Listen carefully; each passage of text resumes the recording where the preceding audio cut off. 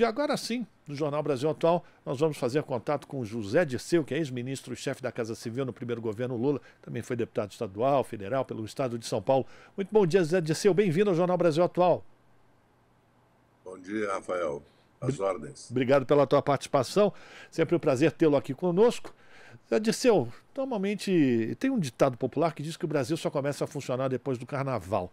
Mas dessa vez, 2023, na verdade, começou já no ano passado, né? Após o resultado das urnas, no dia 30 de outubro, foi iniciado um processo de articulação e o Lula, ainda como presidente eleito, começou a ser reconhecido como governante de fato do país. Com o mote União e Reconstrução, o governo teve seu primeiro desafio logo nos primeiros dias, quando o Estado Democrático foi colocado em risco. Hoje chegamos a pouco mais de 50 dias do governo. Já dá para fazer uma avaliação desses dias tão intensos, Zé Dirceu? Perdemos o contato com o José Dirceu. Vamos tentar fazer aqui a reconexão com o ex-ministro da Casa Civil no primeiro governo Lula, para fazer uma avaliação dos primeiros 50 dias do governo de Luiz Inácio Lula da Silva. Agora sim. Você consegue me ouvir, Zé Dirceu? De novo perdemos o contato com ele. Zé Dirceu, você consegue me ouvir? Agora sim. Como é que a gente pode avaliar, qual a sua avaliação, Zé Dirceu, desses 53 dias de governo Lula, que já são muito intensos, né? Como é que você avalia as primeiras medidas do governo Lula, antes já do início do seu mandato, já com as suas articulações internacionais, dia 8 de janeiro, o ataque à democracia, e depois esses diversos acontecimentos que a gente vê como consequência do desastre que foi a gestão anterior, por exemplo, com o povo Yanomami, e agora essas tragédias ambientais. Como é que você está avaliando as primeiras ações do governo Lula? Bem, você mesmo já apontou as principais iniciativas e realizações do governo. A questão ambiental e a questão Yanomami são hoje no mundo, não é só no Brasil, certo? É uma questão decisiva, que é a transição energética e ambiental que se faz necessária. O próprio capitalismo já reconheceu isso, como também já reconheceu a igualdade de gênero, a igualdade racial.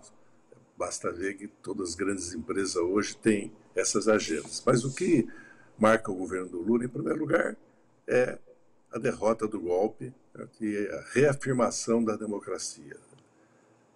E a política externa, que o Brasil estava isolado do mundo. E o Brasil é um grande ator internacional, é o quinto país em territórios, sexto, sétimo população, uma das 10 maiores economias do mundo. É um país que pode e deve retomar a integração sul-americana, isso Lula já fez. Acredito que a viagem à China e agora, e já os Estados Unidos e a Argentina, Portugal, já vai demarcando essa reinserção do Brasil no mundo. Não só pela questão ambiental, mas também pela reindustrialização do Brasil, da retomada do projeto de desenvolvimento nacional.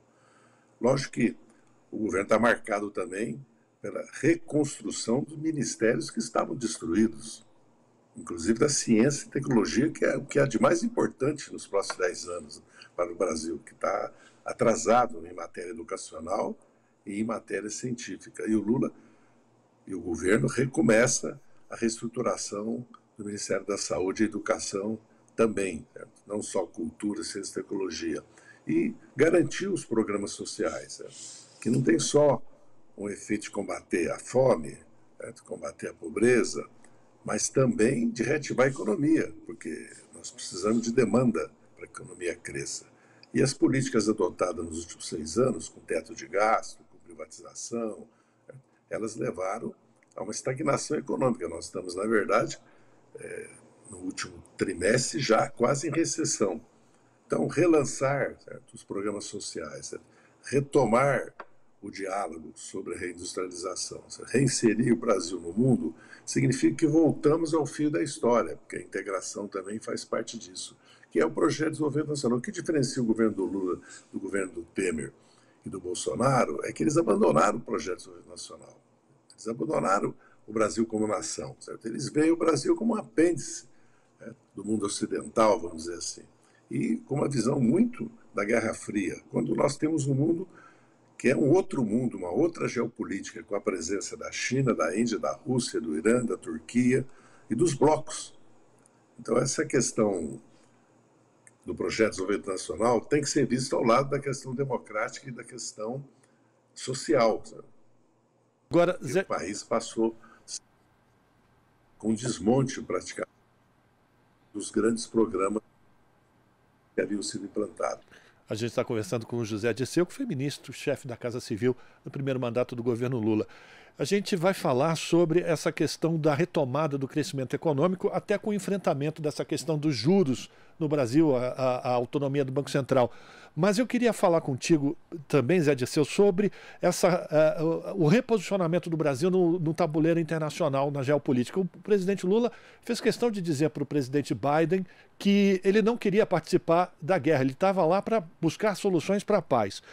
E, nesse sentido, o presidente Lula falou da importância do uso do dinheiro que é gasto para a guerra, se fosse utilizado para diminuir as desigualdades no mundo, o mundo seria menos, menos cruel. Como é que você avalia já essa posição do Lula e, ao mesmo tempo, o Biden anunciando 50 milhões de reais como sua contribuição para o Fundo Amazônia e, logo em seguida, 500 milhões de reais dos Estados Unidos para a guerra na Ucrânia? De dólares. Ou de dólares, desculpa, dólares, bem, claro.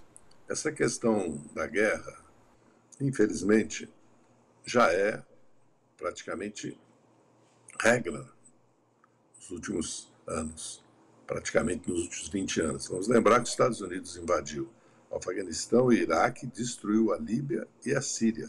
E só não ficou na Síria porque foram derrotados pela assistência que a Rússia e o Irã deram ao governo da Síria.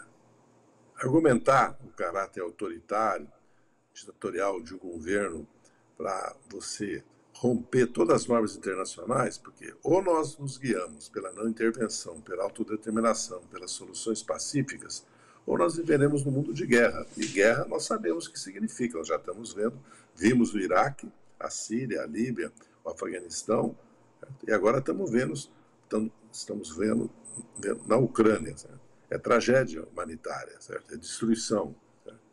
Não é só mortes, é uma tragédia que nós estamos assistindo. Portanto, se tivéssemos visto o cumprimento dos acordos de Minsk, não teríamos a guerra, porque tudo tem um antecedente, que não é o caso de discutir aqui. O importante é que o Brasil se mantenha dentro das regras das Nações Unidas e trabalhe para uma nova governança mundial. Porque se não houver novos acordos, porque inclusive a questão do próprio comércio, certo? Da transferência de tecnologia, dos investimentos, ou seja, da globalização, está sendo questionada pelos Estados Unidos, porque à medida que a China e outros países começam a ter capacidade de competir com os Estados Unidos e com a Europa, eles iniciaram uma verdadeira guerra comercial, tecnológica, com sanções, né? E também com protecionismo. Aqui no Brasil, toda vez que você fala em subsídios, toda vez que você fala em participação do Estado, parece que você está fazendo uma heresia, mas na verdade que a Grã-Bretanha acabou de fechar seu mercado de aço agora com um imposto sobre o carbono. E todos os países da Europa e o próprio Estados Unidos têm tomado N medidas de subsídio, de apoio, de incentivo, a partir do contribuinte do Estado, para reorganizar as cadeias produtivas e retomar setores importantes da sua indústria ou para fazer verdadeiras revoluções tecnológicas, revoluções que marcaram os últimos 30 anos, inclusive, do mundo. Portanto, essa questão do papel do Estado, essa questão dos juros, porque é um país que paga juro real num mundo que o juro é negativo praticamente, como o Brasil, de 8%, 10%, não pode ir em lugar nenhum. Como é que nós podemos viver num país onde a inflação vai ser 5%, 6% e os juros são quase 14%. Estou falando do juro da taxa Selic, porque o juro real é 30%, 40%. Não vou falar de cartão de crédito, crédito rotativo, cheque especial, que praticamente vai desaparecendo. A verdade nua e crua que nós vivemos uma situação única no mundo, única. E os juros não têm levado a nada, porque a inflação não tem sido reduzida por causa do aumento dos juros. Está mais do que comprovado no Brasil. E sim por outros fatores externos ou internos, como a isenção, a redução de impostos sobre combustíveis, ou a superação de determinadas questões na agricultura que trouxeram escassez de produtos. Na verdade, é um choque externo que o Brasil acabou, inclusive de maneira razoável, assimilando, né? Porque não houve no país nenhuma grande crise, a crise que existe social, a fome, o aumento do desemprego. Tudo isso, no meu entendimento, são consequências da concentração de renda e riqueza que tem no Brasil. Mesmo o déficit público, a dívida pública, um país com 1% da população tem um terço da renda e 10% tem 50% e não paga impostos. Aí o trabalhador que paga impostos, o trabalhador que paga juros, quem tem propriedades, tem garantias, quem tem capital de giro, certo? Paga imposto, paga juros muito reduzidos, quase os juros que deveriam todos nós pagarmos. Então, há uma emergência no país, que é a reforma tributária, para que o país possa fazer grandes investimentos, não só no social, no ambiental, mas na tecnologia e inovação e na sua reindustrialização, porque o Brasil vai continuar dependente de todos os IPFAs, ou seja, todos os insumos farmacêuticos. Se houver uma guerra entre o Paquistão e a Índia, para a indústria farmacêutica brasileira, como, aliás, nós não tínhamos máscara, não tínhamos luvas, não tínhamos respiradores, etc., etc., nós temos um déficit hoje de quase 50 bilhões na indústria química, 17 bilhões na indústria farmacêutica. Por que o Brasil não produz? Quando você fala vai produzir, são empresas internacionais, não só nacionais. Você não está colocando restrição nenhuma. E o Brasil, além de tudo, é uma plataforma de exportação para a América Latina. E o Brasil estava nesse caminho de integração sul-americana, de exportação de serviços. Agora, no Brasil, nós estamos no ridículo público internacional que não se pode financiar a exportação, sendo que todos os países capitalistas só são o que são porque financiaram a exportação. Tanto é que depois da Segunda Guerra Mundial, além da reforma do capitalismo, né, com o FMI, com Basileia, com a separação de banco de investimento comercial, com a OMC, que acabou surgindo depois, com as próprias Nações Unidas, foi criado o BIRD e o BID para financiar o quê? Exportação de capitais, tecnologia e serviços. O próprio Brasil só é o que é, porque lá no século XIX os ingleses financiaram as nossas ferrovias, o telégrafo, os portos, o sistema bancário brasileiro, a urbanização das cidades, porque tinham interesses aqui nas nossas matérias-primas, nos nossos mercados. Então é preciso, certo, que se vire essa página, que também é do obscurantismo, do negacionismo, do papel do BNDES, do papel dos bancos públicos, do papel das empresas estatais. A França estatizou a energia nuclear, porque 70% da energia francesa é nuclear, que, aliás, é uma dádiva para a França, que no passado a França tem que ser afirmada como uma potência que teve acesso à energia nuclear para fins pacíficos, como é o nosso caso, como diz nossa Constituição. Mas no Brasil, não. Parece que é megalomania você falar que o Brasil pode ser um Japão, ou seja, o Brasil pode ser um país industrializado, o Brasil pode ser um país desenvolvido por isso tecnológico e sem essa desigualdade social que nós temos. Portanto, a agenda da reforma tributária, a agenda da questão da autonomia, não é o problema da autonomia do Banco Central. Não é esse o problema, porque nós convivemos com isso no passado. É você colocar que o presidente do Banco Central, certo, continua 2 anos, quando se muda o governo, se muda a orientação econômica, porque houve uma eleição no Brasil. Essa eleição mudou uma orientação. Senão, não foi Bolsonaro que foi eleito, não foi um candidato, certo, da direita que foi eleito. Foi um candidato da centro-esquerda com aliança com os setores da direita, é verdade, até pela questão do bolsonarismo, do risco da ditadura, e do obscurantismo, negacionismo, da exploração do fundamentalismo religioso. O país se uniu em torno do Lula, formou uma maioria estreita, é verdade, mas é ele que governa. Então, nós vamos ter que enfrentar esse problema dos juros no Brasil. Até porque nós estamos correndo risco sério com essa crise da Americana, porque está começando a haver uma crise de crédito. Porque o problema da Americana não foi só que ela vinha com fraudes e pedalando, é que a receita começou a cair, porque a economia está parando. Então, a questão mais urgente do Brasil é não deixar a economia parar. Lógico que nós podemos fazer muito, mesmo numa situação como nós estamos vivendo, porque não é verdade que não há recursos, que nós não podemos alavancar, certo? Recursos para o social, é o que nós estamos fazendo.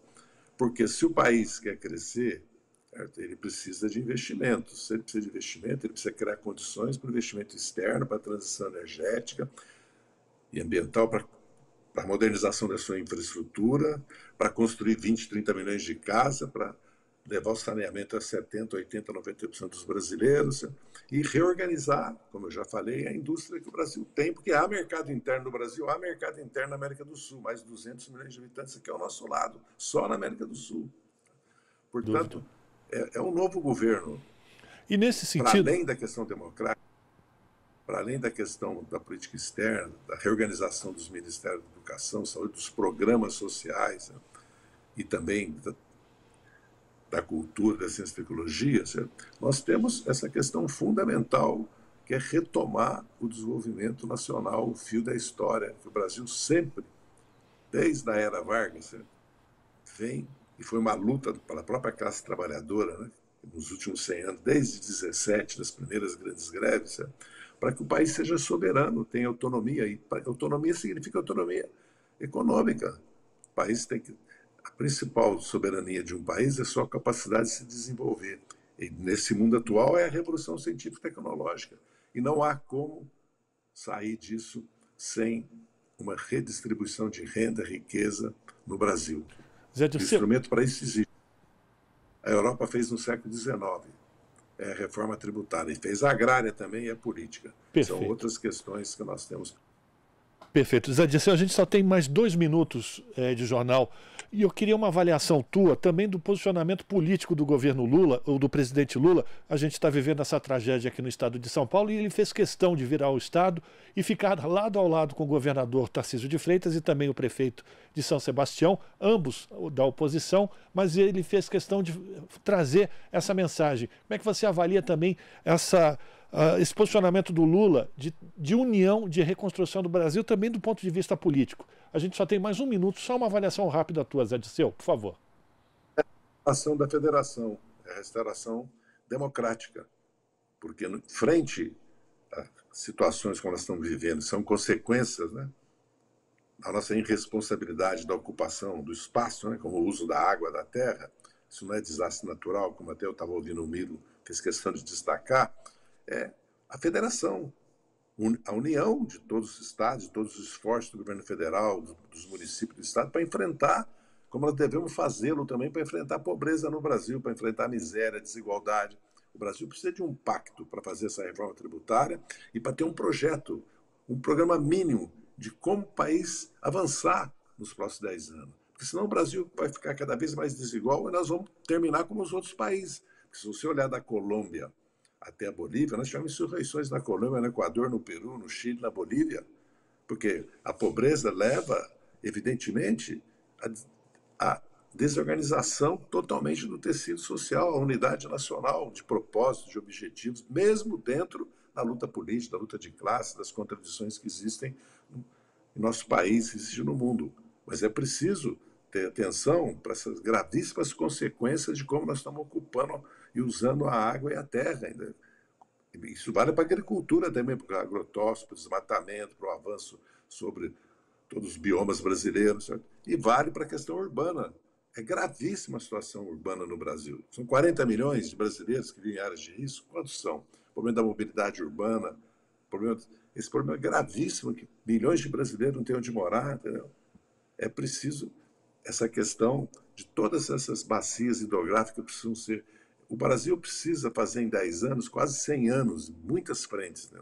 Por isso que é uma grande responsabilidade nossa que voltamos para o governo, criar condições para uma continuidade, inclusive, de um programa de reorganização do país, que envolve, inclusive, essa questão urbana gravíssima que nós estamos vivendo agora. Agradecer a participação de José Dirceu, que foi ministro, chefe da Casa Civil no primeiro governo Lula, fazendo uma avaliação dos primeiros 53 dias do novo mandato do presidente Luiz Inácio Lula da Silva, seu terceiro governo. E eu quero te convidar mais vezes, para participar mais vezes aqui do Jornal Brasil Atual, Zé Dirceu. Infelizmente o nosso tempo já está esgotado. Forte abraço para você. Eu estou às ordens pelo menos uma vez por mês, é só vocês marcarem. Desculpe que eu estou num lugar onde, infelizmente, meu sinal está muito ruim e eu, infelizmente, esqueci o computador, então estou trabalhando só com o celular aqui, que é imperdoável da minha parte, mas eu peço desculpa a todos que nos acompanharam aqui, a todas também por esse deslize que eu cometi aqui. Mas é o carnaval, né? Obrigado pela tua participação, Zé Dirceu. A gente vai realmente fazer mais vezes contato contigo. E a gente, enfim, termina aqui mais uma edição do Jornal Brasil Atual. A gente volta amanhã, a partir das 7 da manhã, com mais uma edição. E a todos e todas, forte abraço. Até lá. Você acabou de ouvir Jornal Brasil Atual. Movimentos sociais, política, direitos humanos, economia, mundo do trabalho, cultura e prestação de serviço. Jornal Brasil Atual. As notícias que os outros não dão.